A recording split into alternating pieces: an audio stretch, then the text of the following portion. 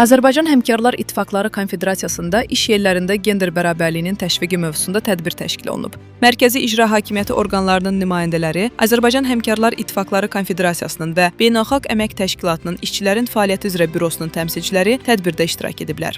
Azərbaycan Həmkarlar İttifaqları Konfederasiyası sədrinin müavini Musa Mirzəyev çıxış edərək, Prezident İlham Əliyevin rəhbərliyi ilə ölkəmizin demokratik inkişafından, insan hüquq və azadlıqlarının yüksək səviyyədə təmin olunmasından bəhs edib. O, Azərbaycanda gender bərabərliyinin təşviqi və qadınların cəmiyyətdə rolunun gücləndirilməsi istiqamətində görülən işləri diqqətə çatdırıb, Azərbaycan qadınının ictimai nüfuzunun yüksəldilməsində birinci vitse-prezident Mehriban Əliyevanın xüsusi xidmətlərini vurğulayıb. Bildirilib ki, konfederasiya gender məsələlərinin təşviqinə xüsusi həssaslıqla yanaşır. Qadınların əmək bazarında fəal iştirakının dəstəklənməsi ilə bağlı önəmli addımlar atır. Onların sosial təminatının gücləndirilməsi, təhlükəsiz və sağlam əmək şəraitinin təmin edilməsi diqqətdə saxlanılır. Ailə, Qadın və Uşaq Problemləri üzrə Dövlət Komitəsinin aparat rəhbəri Ceyran Rəhmətullayeva, Əmək və Əhalinin Sosial Müdafiəsi Nazirliyi yanında Dövlət Əmək Müfəttişliyi Xidmətinin rəis müavini Nərmin Mirzəyeva, Dövlət İdarələri və İctimai Xidmət İşçiləri Həmkarlar İttifaqı Respublika Birliyinin sədri Hikmət Nəbiyev, Fövqəladə Hallar Nazirliyi İşçilərinin Həmkarlar İttifaqı Respublika Komitəsinin sədri Mehman İsmailov və Azərbaycan Əmək və Sosial Münasibətlər Akademiyasının rektoru vəzifələrini icra edən Fərid Babayev çıxışlarında gender siyasətindən bəhs edib. Qadınların sosial-iqtisadi həyatın bütün sahələrində fəal iştirakı üçün yaradılan imkanları diqqətə çatdırıblar.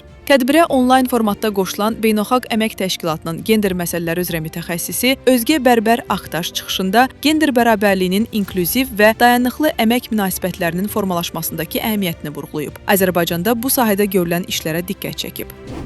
Ücretsiz bakım işlerini, özellikle çocuk ve ev bakımı gibi işleri tek başlarına üstlenmekte ve işe alım, terfi ve ücret belirleme süreçlerinde ayrımcılığa maruz kalmaya devam etmektedir.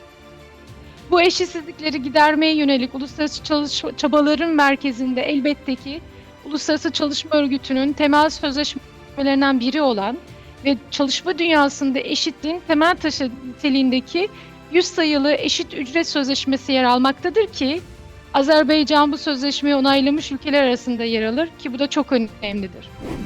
Tədbirin yekununda gender bərabərliyi, ailə, əmək bazarı və milli inkişafın strateji gündəliyi mövzusunda təqdimat edilib. Mövzu ətrafında fikir mübadiləsi aparılıb.